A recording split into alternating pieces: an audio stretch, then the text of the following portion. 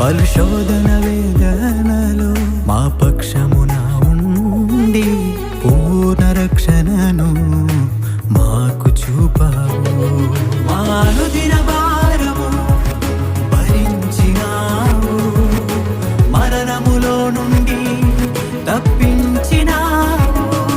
మా అనుదిన భారము భరించినావు, మరణములో నుండి తప్పించినావు. సర్వం నీకు సాధ్యము మా దేవా, సర్వాధికారి నీవు మా ప్రభువా.